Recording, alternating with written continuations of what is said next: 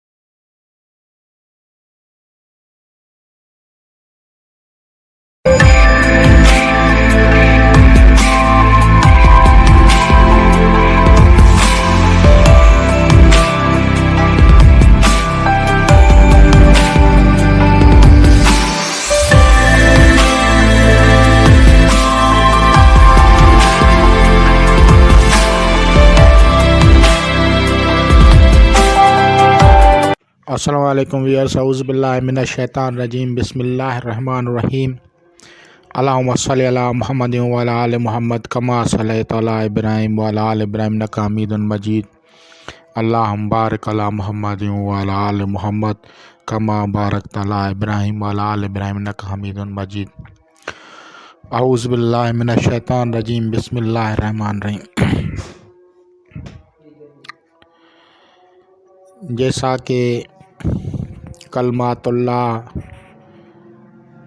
کے اعمال بیان کرنے کی دوسرا یہ حصہ ہے۔ کلمات اللہ، اللہ تبارک و تعالیٰ کے اسماء، اللہ تبارک و تعالیٰ کے تو کلمات اللہ ایسے مقدس متبرک اسماء ہیں جو اللہ تبارک کے ذاتی اسماء سے بھی بنتے ہیں، ان کے اعمال بھی ہیں، اور ایسے مقدس اسماء جن کو شرف قبولیت کی وجہ سے اللہ تبارک و تعالیٰ نے قرآن مجید میں ان مقبول اسماء کا ذکر ہے، جن کے اپنے ایک فوائد ہیں، اپنے اسرارات اور رموزات ہیں۔ ان میں پیغمبروں کی جو پہچان ہے وہ ان کے جو اسماء ہیں ان کی ایک معنی ہے، ایک میننگ ہے، ایک مطلب ہے، اور ان کی تاثیرات سے لوگ آج تک استفادہ کر رہے ہیں۔ اسماء تامہ یا کلمات تامات جسے کہا جاتا ہے، وہ ہوتے ہیں جو علم لدنی سے عطا کیے جاتے ہیں۔ مثال کے طور پہ اگر کوئی اللہ تبارک و تعالیٰ کا ذکر کرتا ہے، ذکر قلبی کرے یا ذکر جہری کرے یعنی زبان سے کرے، تو جب کسی کو اسٹیپ وائز جب اس کو آگے روحانیت میں مقام ملتا ہے تو پھر اس کو کلمات تامہ سے کچھ عطا کیا جاتا ہے، یا جسے علم لدنی کہا جاتا ہے، وہاں سے کوئی ایک اسم عطا ہوتا ہے۔ اسی طرح قرآن مجید میں وَآتَيْنَاهُ كُلَّ شَيْءٍ سَبَبًا، یہ ذوالقرنین کے لیے ہے۔ حضرت سکندر ذوالقرنین، اس کے لیے میں نے پہلے بھی وضاحت کر دی تھی کہ یہ اس کی پہچان ہے، نام نہیں ہے۔ ذوالقرنین کا مطلب ہے وہ جس کی حکومت پوری دنیا پہ تھی۔ ذوالقرنین دو کرنوں والا، یہ دراصل سیدنا حضرت دانیال علیہ السلام کی خواب جو تھی یہودی قوم میں مشہور ہے،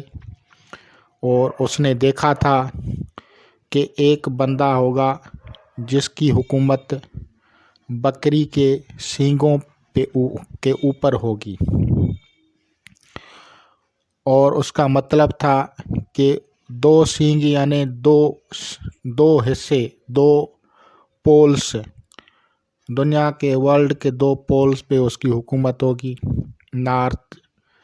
ایسٹ اینڈ ویسٹ، جس میں میسیڈونا، جسے آج کل میسیڈونا بولتے ہیں، آپ کو اردو کتب میں مقدونیہ لفظ آ جائے گا، اور دوسرا جو ہے فارس تھا، فارس مشرق میں ہے تو فارس کا لفظ آتا ہے۔ تو اس کے خواب کی وجہ سے اس کی پہچان بنی۔ پھر یہودی قوم نے پرانے دور میں جو مشہور ہوتا تھا کوئی، تو اس کی صفات کو ظاہر کرنے کے لیے تصاویر بناتے تھے۔ ان تصاویر میں انہوں نے سکندر ذوالقرنین کے سر کے اوپر جو تھے 2 سینگ بنا لیے، اور ساتھ میں پر بھی بنا لیے، ونگس بنا لیے، تاکہ لوگ سمجھیں کہ یہ جو ہے صفات ملکوتی یعنی فرشتہ صفت انسان تھا۔ یہ پرانے دور کے رواج تھے، پہچان کے لیے لوگ جو ہیں وہ اس طرح کی تصاویر بناتے ہیں۔ اسی طرح دجال کی تصاویر بھی آپ کو نیٹ پہ ملیں گی، ان کا ایک مطلب بھی ملے گا، لیکن اس کو بھی میں کبھی ڈیفائن کر لوں گا، کیونکہ یہ اگر اس طرف جاتا ہوں تو پھر ایک علیحدہ سے جو ہے ٹاپک ہو جائے گا، اور اس پہ بہت سارے لوگوں نے بہت ساری رائے دے دی ہیں، تو اس طرف میں ابھی نہیں جا رہا، آپ لوگوں کو جو ہے بتا رہا ہوں۔ ذوالقرنین کے لیے قرآن مجید میں ہے کہ ہم نے اس کو سب اسباب دنیا عطا کر دیے تھے، یعنی اس کو جو عطا ہوئی تھی وہ اسباب دنیا، یعنی جو چیز وہ کرنا چاہتے تھے ان کے جو سامان تھے وہ اس کو عطا ہوتے تھے، اور یہ اسباب سے تعلق رکھنے والا اللہ تبارک و تعالیٰ کا اسم مبارک یا باعث ہے، مسبب الاسباب، یہ 2 اسم مبارکہ ہیں۔ تو اور ذوالقرنین جس فرشتے سے استفادہ کرتا تھا وہ رافیل یا رفائل جسے کہا جاتا ہے اس سے کرتا تھا، تو ہم اس کو اس طرح سے کر سکتے ہیں،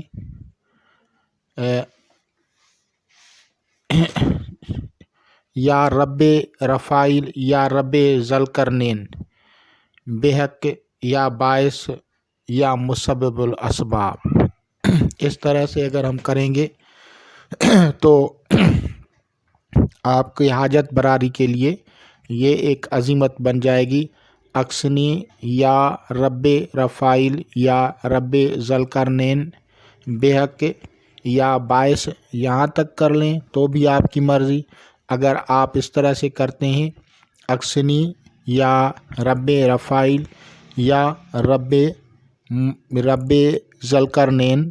بحق یا مسبب الاسباب، جو آپ لوگوں کو آسان لگے اس کو پڑھا جاتا ہے۔ یہ ایسے اعمال ہیں جو ہر آدمی کر سکتا ہے، اس کے پڑھنے میں کوئی مذائقہ، کوئی ایسی بات نہیں ہے جو شریعت کے خلاف ہو، اور تمام جتنے بھی مسلمان ہیں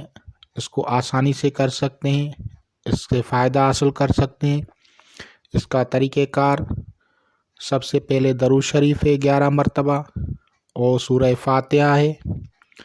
آیت الکرسی ہے، اور 4 قل، یہ پڑھ کے اس کے بعد حصار کریں، اور حصار کے بعد جو ہے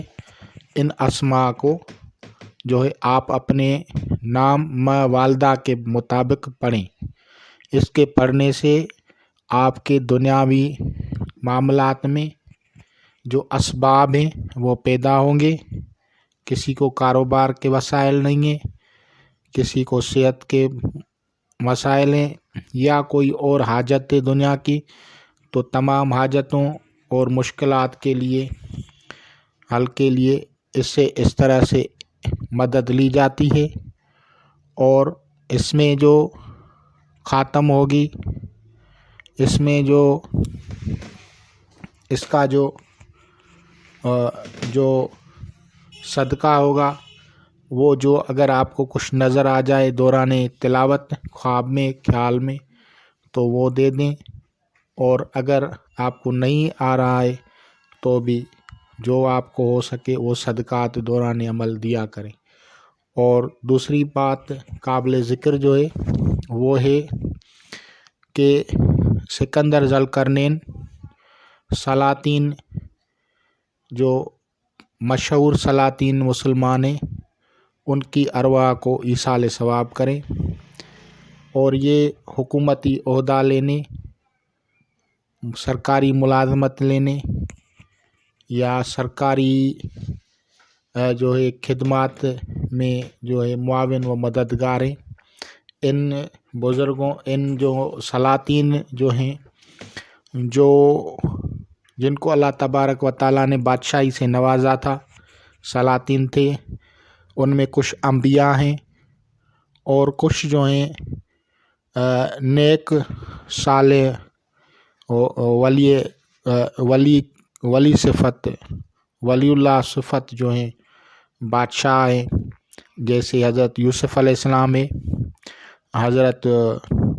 سلیمان بن داؤد علیہ السلام ہے، حضرت داؤد علیہ السلام ہے، اور حضرت ذوالقرنین ہے، اور یہ ہو گئے زمانہ قدیم میں، اور اس سے بعد میں جو آنے والے سلاطین ہیں، اور نبی پاک صلی اللہ تعالیٰ علیہ وسلم اور جو ہے حضرت محمود غزنوی اور سلطان صلاح الدین ایوبی، تو یہ سلاطین بھی تھے اور اچھے سلاطین گزرے ہیں۔ ان کے لیے اگر ایصال ثواب کیا جائے تو آپ لوگوں کو جو ہے معاملات جو ہیں دنیاوی حاجات یا سرکاری ملازمت، تو یہ اس میں آسانی ہوتی ہے، اور دنیا کے وسائل جو ہیں، دنیاوی وسائل، وہ دستیاب ہوتے ہیں۔ ان کے یہ فوائد ہیں، یہ ایک خاص قسم کے اعمال ہیں۔ میں آپ لوگوں کو یہ نہیں کرتا کہ آپ ایصال ثواب کتنا کریں، نیاز کتنی دیں، جو آپ لوگوں سے ہو سکے ان میں سے کریں، اور جو جتنا آپ لوگوں کو آتا ہے اتنا کریں، اور جتنا آپ لوگ پڑھے لکھے ہیں اس حساب سے آپ جو ایصال ثواب کر سکتے ہیں کریں، اور نیاز کا اہتمام جو ہے وہ بھی جتنا آپ کر سکیں۔ یہ ایک پابندی نہیں ہوتی ہے بلکہ حسب حیثیت ہوتا ہے۔ اللہ تبارک و تعالیٰ تھوڑی چیز بھی قبول کر لیتا ہے، یہ مکمل پابندی نہیں ہے، ایک تھوڑی سی ہوتی ہے۔ اسی طرح میں نے کہا تھا کہ جو لوگ میرے سلسلے قادریہ سے استفادہ کرنا چاہتے ہیں تو ان کو چاہیے کہ وہ غوث پاک کی 11ویں شریف کریں، جو کر سکیں۔ یہ نہیں ہے کہ آپ بہت بڑا پروگرام کریں، جتنا ہو سکے۔ اور اس کے علاوہ ہمارے جو سلسلے کے بزرگ ہیں، جن میں میں نے نام لکھتا ہوں، میں اپنے سلسلے کے جو بڑے قریب جتنے بزرگ گزرے ہیں ان کے میں نے نام لکھ لیتا ہوں۔ ان کو جو ہے اگر آپ ایصال ثواب کریں گے، ان کے نیاز کا اہتمام کریں گے تو خوب برکت ہوگی اور روحانی امداد ہوگی۔ تو اس کے پڑھنے سے دنیاوی حاجات میں مدد ہوتی ہے، اور اس کے علاوہ سورہ کہف میں یہ جو واقعہ ہے ذوالقرنین کا، یہ سورہ کہف میں ہے۔ اس کے علاوہ اگر آپ لوگوں کو خوف ہے ظلم کا یا ظالموں کا، تو پھر آپ جو ہیں یا رب احفظنی، یا رب اصحاب کہف، یا رب اصحاب رقیم، یہ دو کلمات ہوں گے، دو کلمات کا مجموعہ ہوگا، اور پھر پیچھے سے جو آپ کہیں گے بحق یا حافظ یا حافظ، ان دو اسماء میں سے پڑھیں گے، اس کے پڑھنے سے حفاظت ہوگی۔ یا احفظنی، اگر ایک بندہ ہے تو احفظنی پڑھنا پڑتا ہے، اگر زیادہ ہے تو احفظنا پڑھنا پڑتا ہے۔ تو جس طرح سے بھی آپ اس دعا کو بنا سکتے ہیں، عالم فاضل لوگ ہیں، ان سے آپ عربی میں عبارت بنوا سکتے ہیں۔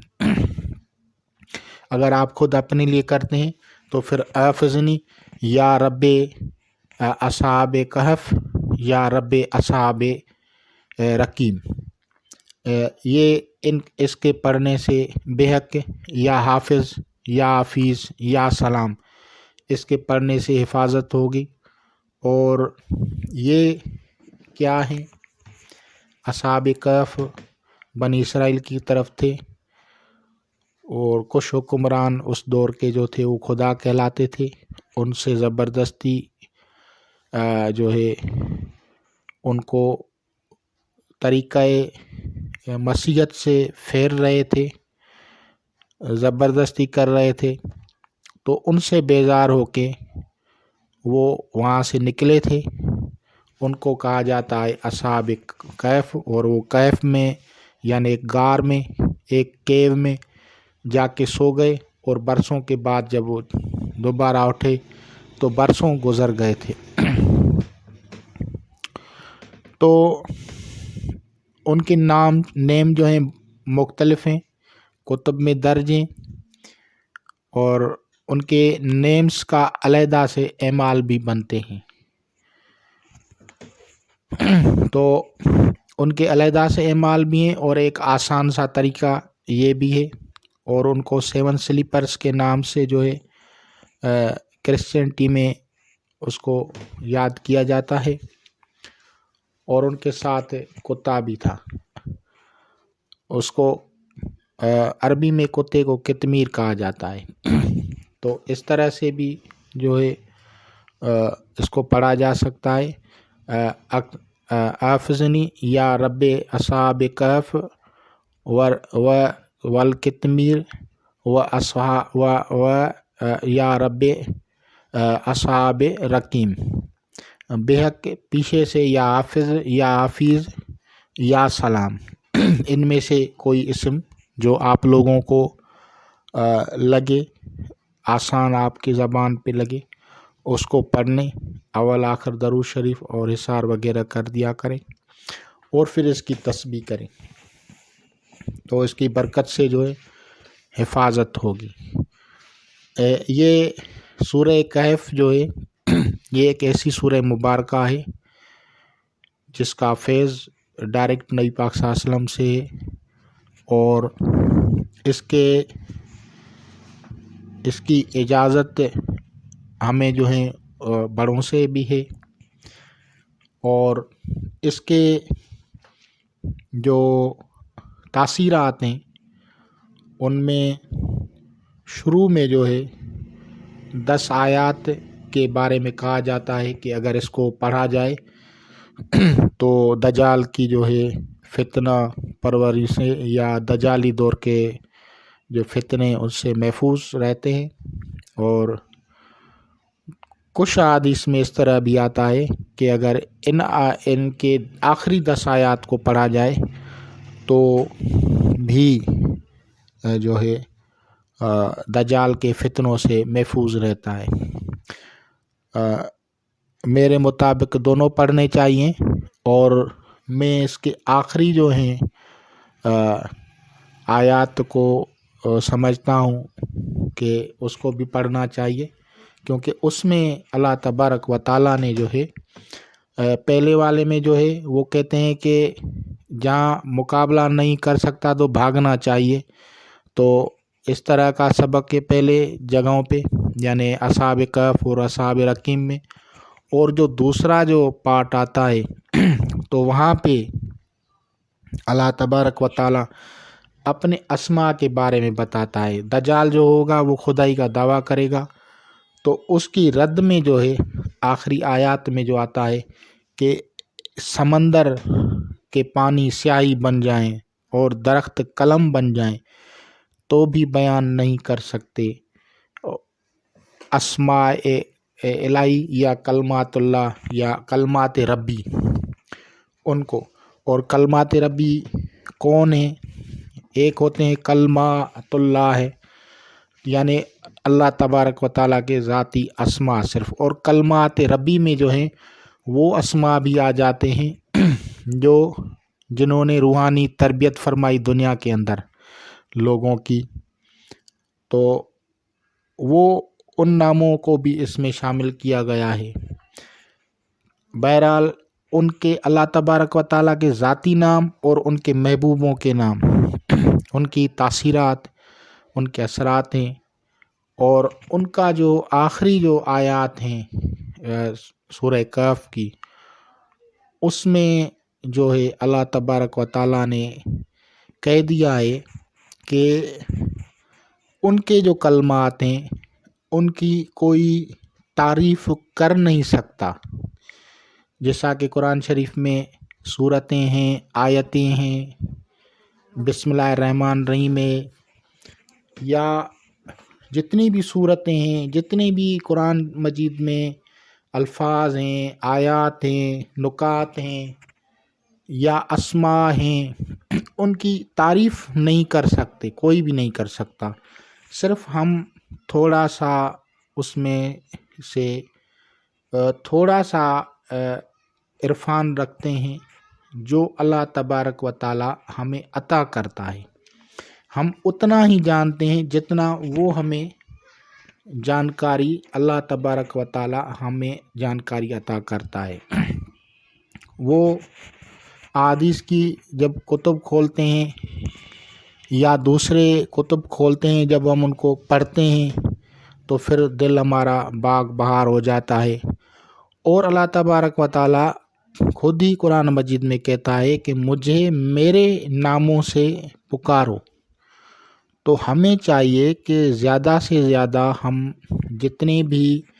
مسائل میں ہوں تو اپنے رب تعالیٰ اللہ تبارک و تعالیٰ جو ہے اس کے جو نام ہیں ان سے استمداد لیں۔ یہ طریقہ کار ہے کہ ان سے استمداد لیں۔ مثال کے طور پہ عربی میں 99 نیمز ہیں،